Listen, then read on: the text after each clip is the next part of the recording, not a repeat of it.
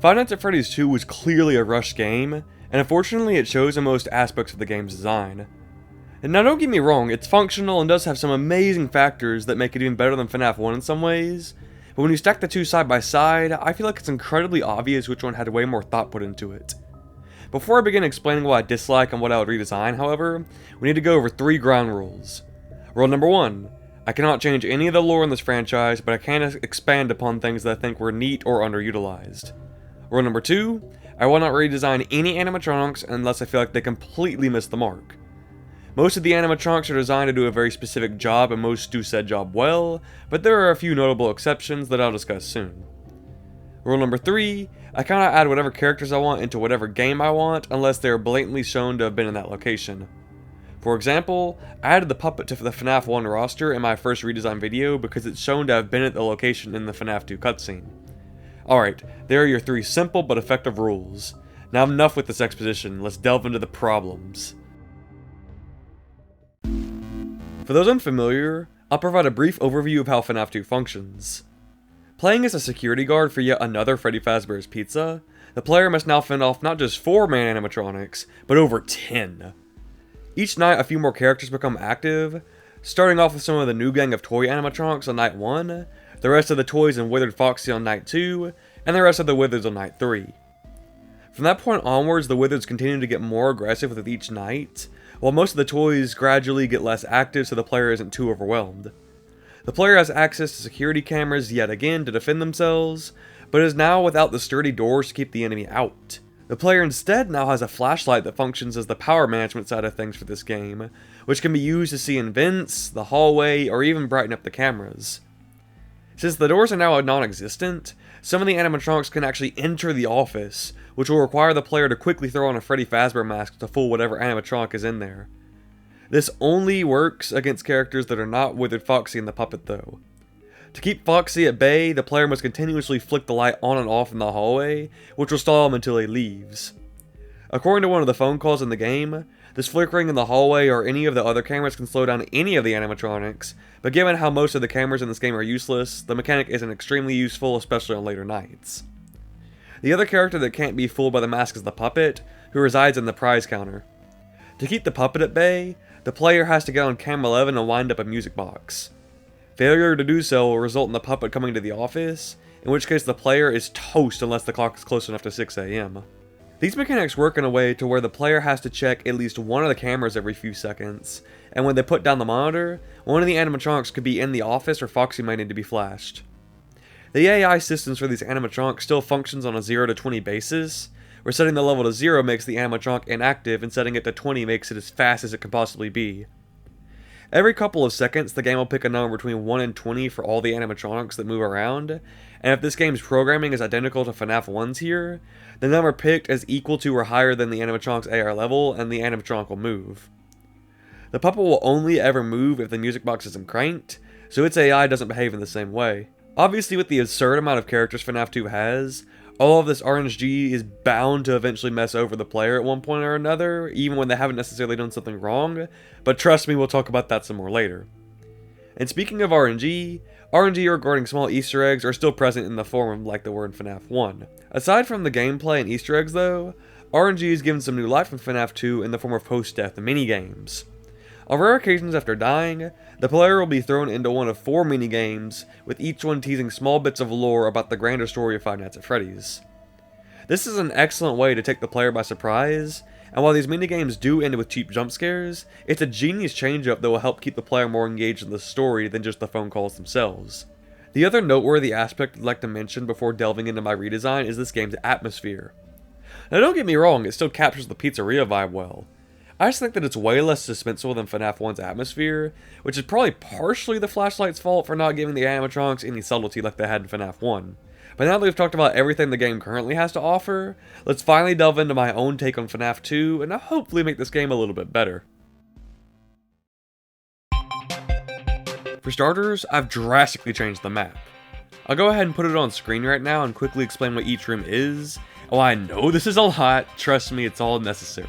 I kept the 4 main party rooms, which serve as cameras 1 through 4 respectively. Each one of these rooms has a connecting vent on the right, so keep that in mind. Cameras 5 and 6 cover the right and left vents respectively, similar to how they function in base FNAF 2. Camera 7 shows the stage where the toy animatronics would start off at, and camera 8 shows off what is technically my first new room, a backstage. A priority for me when redesigning these FNAF maps is to make them feel way more authentic, with a proper layout to really sell it. The backstage wouldn't serve a huge role, but we'll get to that later. Camera 9 shows off the dining area, which is a spot for patrons who didn't rent out a party room to eat pizza, enjoy the band, and watch the skaters. Speaking of which, I should probably explain why I turned the pizzeria into a skating rink / pizza place hybrid. The long hallway in base FNAF 2 was always a cool spectacle, but in terms of authenticity, it always gets a little bit strange to just have a big hallway that connects to 4 rooms as well as having a massive entryway to the office that patrons could just walk into at any point. And while for gameplay purposes, I did have to leave the security office awkwardly attached at the end, I can talk a little bit more about that later. Camera 10 shows off the remodeled Kids Cove, which comes complete with a stage that Mango would have performed on before being destroyed and left in its current state. Camera 11 shows off an arcade that's connected to Camera 12's prize counter, which is where the puppet would reside. Camera 13 displays the hallway connecting the parts and service to the rest of the building in what I'll be dubbing as the employee hallway, and Camera 14 shows off parts and service itself, where all 4 of the Withered animatronics are visible.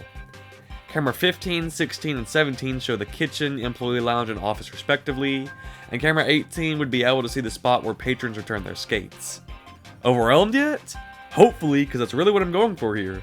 Base FNAF 2 has a focus on overwhelming the player primarily through a massive character roster, and I wanted to take that idea and expand upon it to the maximum. When it comes to character mechanics, there was a lot of work to be done. The Wizards more or less replaced the toys and later nights of base FNAF 2, which is just redundant and doesn't provide anything new gameplay-wise. Most of the characters in FNAF 2 suffer from this problem, honestly, and the ones that don't aren't exactly fan-favorite characters because of their mechanics. To begin with, let's take a look at the toys. In my redesign, all of the toys would start on the stage, same as base FNAF 2. Toy Freddy would gradually make his way down the rink into the front of the office, and could gradually be seen getting closer if the player shines their light down the hallway. The only camera Toy Freddy would be visible on, aside from camera 7, would be camera 9, and after that, it purely comes down to keeping track of where he is in the rink until he enters the room, in which case the player would have to throw on the Freddy mask to get him to leave. Which reminds me, I am indeed keeping the Freddy mask mechanic, but I will be reworking it a bit for certain characters. Continuing with the toys, Toy Bonnie would make his way to the right side of the map and go into one of the 4 party rooms. From there, he would enter the right vent, and eventually get inside the office. Before his cycle begins, he might on occasion go backstage to mimic FNAF 1 Bonnie, but only by chance. Toy Chica would make her way through the dining area, occasionally to the skate return, Kids Cove, the arcade, and ultimately the left vent before entering the office. The Freddy mask would still be able to fool both of these threats, making the toys pretty easy to deal with on their own. Mangle would obviously begin in Kids Cove, but would be able to attack the player from any direction it wanted. Mangle could begin towards the left vent through the arcade and suddenly swap past and head to the front of the office, which is where Mangle's loud garbling would come into play as an audio mechanic. While Mangle could be followed on the cameras, it would be much more convenient to just listen for which direction Mangle is in and know when to throw on the Freddy mask. Another little twist for Mangle would also be the ability to corrupt cameras, as whatever camera Mangle is on would be one that would continuously freak out until it leaves. This would make keeping track of summoning enemies much harder, but keep Mangle from devolving into just another character with barter mechanics. The only other character I wanted to delve into before the Wizards would be Balloon Boy, who doesn't function too differently from his base FNAF 2 counterpart. Balloon Boy would begin in the employee lounge, and cycle between camera 15, 16, and 17, or the kitchen, employee lounge, and office respectively. Eventually he would get bored and charge the office, and when I say charge, I do mean charge. I thought it would be interesting if Balloon Boy functioned somewhat similarly to Foxy in FNAF 1, so here's how it would go. Let's say the player knows Balloon Boy is no longer at one of his 3 cameras. This would mean the Balloon Kid has rushed the left vent and is seconds away from entering the office. The player would need to quickly throw on the mask to deflect him, but failure to do so would result in a loss of 1/4 of the battery life for the flashlight. Because of how easy it would be to lose track of Balloon Boy by night 5, I figured cutting the player a bit of slack here and not taking away their entire flashlight like what happens in FNAF 2 would be a way more balanced game. Now without further delay, let's talk about the Wizards. Withered Freddy, Bonnie, Chica, and Foxy all begin in the parts and service room just like they do in base FNAF 2, and would start being active in the later nights of the game. Withered Foxy would quickly rush to the edge of the skating rink, and barely be visible on camera 9. He would be visible in the hallway and not fooled by the mask, just like his base FNAF 2 counterpart. The difference is in how the player goes to deal with him. While continuously shining the light on and off down the hallway would delay Withered Foxy, it would take a certain external help to properly get rid of him. Who is this external help? Yeah, we'll get there, don't worry. Withered Bonnie and Chica would attack from the left and right vents respectively, with Withered Bonnie going through the hallway, Kids Cove, the arcade, and eventually the left vent. Withered Chica would go through Kids Cove and either make her way through the rink into one of the other party rooms, or she would delay herself a bit by detouring through the arcade first. There would be an in-between spot where she would only be visible on the rink through the hallway, or if she goes into Party Room 1, she would be visible on camera 9. Withered Freddy would come to the front of the office like he does in base FNAF 2, making his way through the arcade exclusively before entering the front of the office. Now while I know these guys just sound like their base FNAF 2 counterparts, they do have a key difference. The mask will not fool any of these guys due to their older technology. If Withered Freddy, Bonnie, or Chica enter the room, it is a game over. This raises the obvious question of how to stop them, so let's talk about the only character that I haven't mentioned yet, the puppet. The puppet resides on camera 12, the prize counter, but unlike in FNAF 2, the puppet cannot attack the player. Sort of. The music box mechanic would still exist and need to be wound up, but failure to keep it wound would not result in a game over at the puppet's hands. The reason the music box would need to stay wound up is so that the player could actually use the puppet against the Withered specifically. In my FNAF 1 redesign, the player had to play the music box over whatever camera the puppet was at to send it back to its box. The mechanic here functions similarly. The player can summon the puppet to any camera they need to, but doing so would unwind the music box by 50%. If the box isn't cranked up to 50% beforehand, the puppet cannot be used.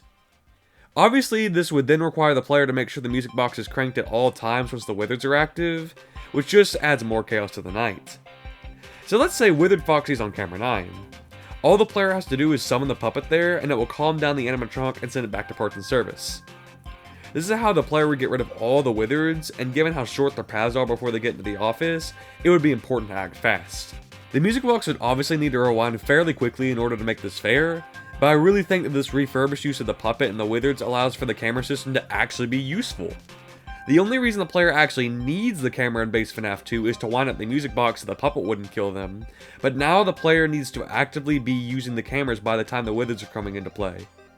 While the puppet can be used for good, I do still want to serve as a threat. Let's say if the player uses the puppet on a camera where there aren't any Withereds, then its anger increases. While there wouldn't be any sort of UI to show this anger meter, I do think some quick hallucinations of the puppet similar to the ones of Freddy and Bonnie in FNAF 1 would be a really neat way to show how angered the puppet was, and also serve as a distracting punishment for the player if they mess up. Angering the puppet 3 times would result in it rushing the office where it can't be stopped. So to recap for a final gameplay loop, the toys all enter the office the same way they do in base FNAF 2, and the mask still works to fool them. They would move super fast between cameras, and RNG revolving around what rooms they might go into would slow them down even more. Mango could enter the office from anywhere, and appears in any appropriate camera related to the entryways up to the office. Mangle would make a lot of noise, so the player could always keep track of her by listening. The only problem with Mangle is in later nights, because the Withereds are a bit harder to find when the cameras are really fuzzy. Balloon Boy would go between the kitchen, employee lounge, and office, doing his signature laugh whenever he moves to a new location. He would laugh when he rushed to the left vent as well, but still be visible in the left vent light right before he attacks. If he gets into the player's office, then the player loses a fourth of their battery, and his cycle restarts. The mask would still fool him though, so he wouldn't be a huge pain to avoid. The puppet would need to have its music box wound up to at least 50% to be used to stop any of the Withereds, which move fast and don't provide many chances to be stopped. If they enter the office, it's game over. If the player sends the puppet to the wrong spot 3 times in the same night, they also die. This covers the formula for how the game would function on nights 1 through 5, but I'll go ahead and actually outline how active each animatronic is on screen right now for each night. Notice how I said that there's an outline for nights 1 through 5 though, and not night 6. Well, this is the outline for night 6. None of the others, just Wither Golden Freddy along with some others that aren't on the custom night roster here. As I said in my redesign with FNAF 1, I think that the 6th night for a FNAF game should really be a good chance to completely throw the player off, because they've just beaten what they felt was the last night of the game. This time around though, my thought process isn't just changing up how the camera renders look. For night 6, the player has to worry about not only Wither Golden Freddy, but Shadow Freddy and Bonnie as well. Just picture this.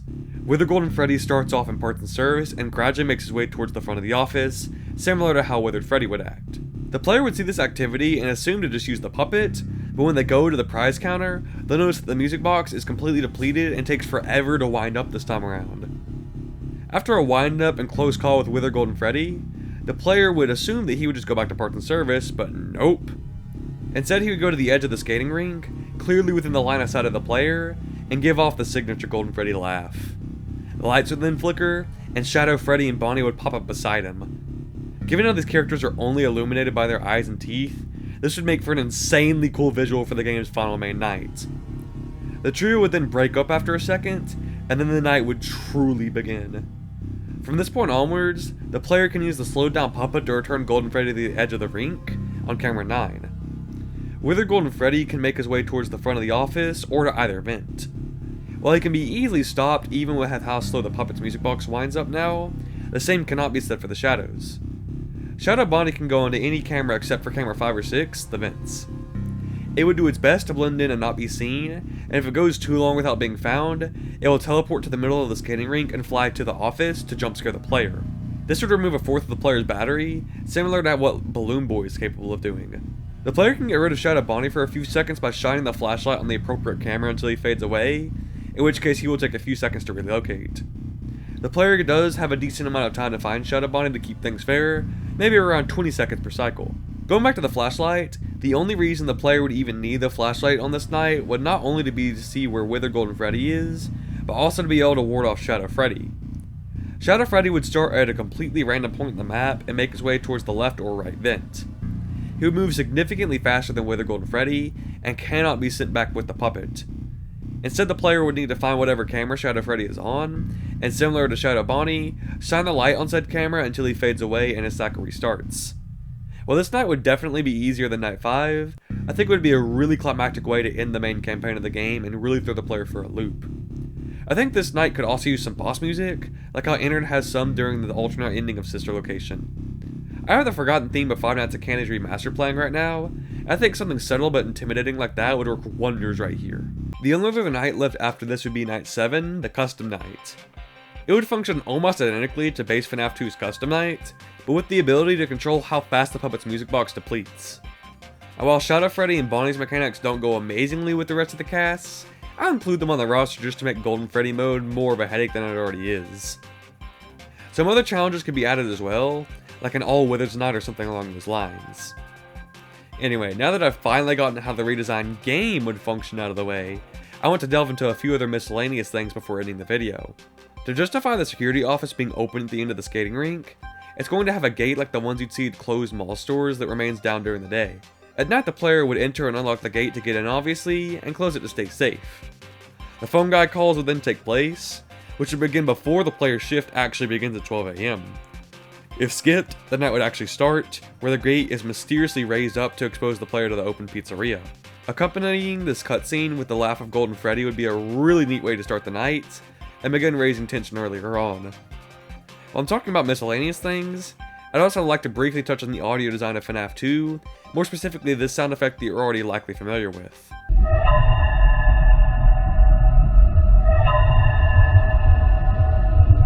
This sound is practically on loop during base FNAF 2 once Night 3 begins, and gets pretty annoying as time goes on. The sound could still exist in my redesign, but only when Withered Foxy himself is at the end of the hallway and nobody else is. The animatronics would still make noise as they moved through the vents, which would help the player keep track of them and make the later nights easier. Another thing to talk about here is random Easter eggs, which I'm sure some of you have already thought about given the fact that I made 2 of them actual enemies this time around. While Shadow Freddy and Bonnie are no longer Easter eggs, I would keep the other ones around, such as the moving paper pal, Endo02, and yes, even JJ, despite how worthless she was in later installments. And the final thing that I want to talk about here in this category is when the animatronics enter the office. In base FNAF 2, you literally have PNGs floating across the screen just staying still with a bunch of flashing lights. Well, hear me out. You give each character a couple of specific renders while they're in the office, right? The lights would flicker on and off, and it would switch between a couple of those renders to give the illusion that they were moving around. Then they would leave, and it would feel way more authentic than just a sitting still PNG. And with all that said, that is my definitive redesign of Five Nights at Freddy's 2. I really appreciate all the love and support you guys have shown for my last redesign, and it really does mean the world to me. These types of videos take a lot more time and effort to make than my other ones did, so it's really cool to see how many people are giving my first redesign some love. If you like this style of content, it is what I will be moving forward with for this channel, so feel free to subscribe. Even when I'm done redesigning Five Nights at Freddy's games, I still think that redesigning other games or even movies could be really great for this style of content, and I'm more than happy to make them. Until then, thanks for watching, and I'll see you next time. Blart,